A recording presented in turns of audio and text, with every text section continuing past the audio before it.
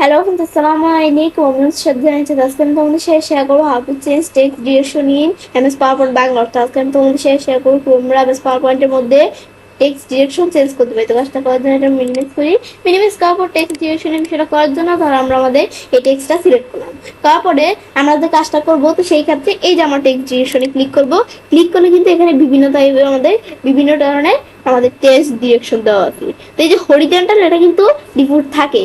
Horizontal পরিবর্তে আমি যদি আমাদের রুটেড অর টেক্সট এটা দিই, এরকম থাকবে। এটা দিলে যে এরকম ভাবে এই মানে রুটেডের বিষয়টা কাজ করবে। আর আমি যদি এই যে এখানে দেওয়া আছে কি, এই যে দেওয়া আছে ইস টেক্সট, এখানে আমি যদি ক্লিক করি, এখানে ক্লিক করে এদের আমাদের মাউসের এখান থেকে মাউস পয়েন্টার রাখলেই দেখাচ্ছে কিরকম দেখাবে।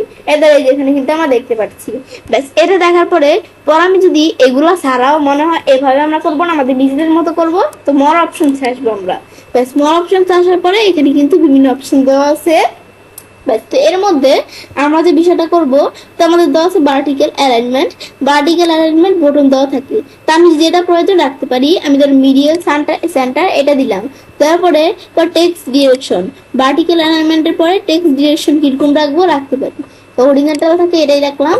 পরে দেওয়া আছে কি অটোফিট, ডোন্ট অটোফিট না কি রাখবো, আমরা এগুলো রাখতে পারি আমাদের নিজেদের মতো। পরে দেওয়া আছে লেফট আমাদের মার্জিনস, তো আমাদের লেফট মার্জিনস কিরকম রাখবো, এদের বাড়াতে কমাইতে পারি, এদের বাড়াইলে বাড়ে, আবার কমাইলে কিন্তু আমরা এই দ্বারা কমাইতে পারি। ব্যাস, পরে আমাদের রাইট মার্জিনস এগুলো করতে পারি, left right top bottom margins change করতে পারি।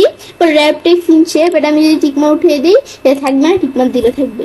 তো দেওয়া থাকে এগুলো আমি রাখলাম। পরে কোলামস যদি করতে চাই লেখাগুলো দিয়ে, তো কোলামস নাম্বার 1 দেওয়া আছে, আমি 2 দিয়ে তোকে দিই, এদের কোলামস তৈরি হয়ে গেল লেখাগুলো। তো সেগুলো কিন্তু আমি করতে পারি। আমরা যেটা দেওয়া থাকে এটাই রাখলাম। ব্যাস, এভাবে কিন্তু আমরা বিষয়টা দেখলাম।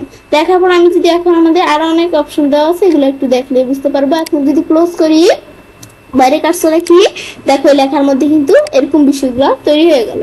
তো বিষয়টা আমরা দেখলাম কিভাবে আমরা এই যে এইভাবে একটা লেখা আমাদের কি করতে পারি, টেক্সট ডিরেকশন। পরে এই যে আমরা এখান থেকে আমরা আমাদের এই মোর অপশন থেকে কিভাবে আমরা নিজেদের মতো টেক্সট ডিরেকশনের বিষয়টা করতে পারি। তো বাঞ্চলে কাজটা করতে পারি।